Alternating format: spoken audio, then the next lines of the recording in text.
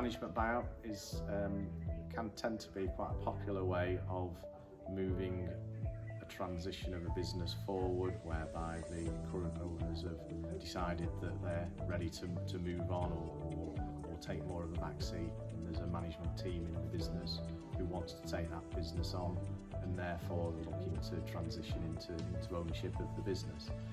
So it can be a very good way of achieving both the existing owners achieving what they want, but also the existing management moving themselves forward and reflecting what they put into the business.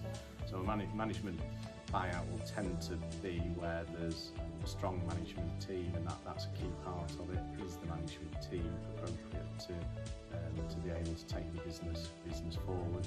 Hopefully there's been a period of transition where the structure has been set and the responsibility has been passed on, so that management are ready for this.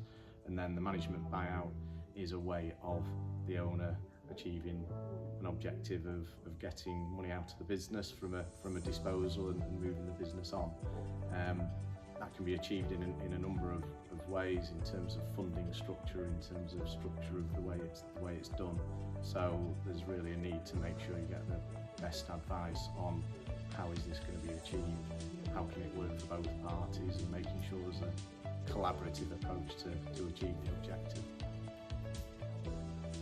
So Clarke Nicklin's involvement in a management buyout is very much about hopefully in the early stages, whilst it's in its infancy, being thought about, making sure that there's advice on what needs to happen to get things in place, to make sure that the team is in the right place to undertake the management buyout.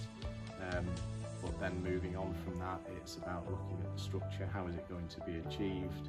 How can it be set up so that it works for both the existing owners and the management team? And in particular, usually looking at the funding of the transaction, making sure that it's looked at as to where the funding is going to come from. How is that funding going to be structured? How is that going to fit in with the way the business is going to work going forward? How does that fit in with the owners and how much they need on completion of the transaction, whether there's any deferred consideration, and also the advice on the way the deal works with various different elements that come into it.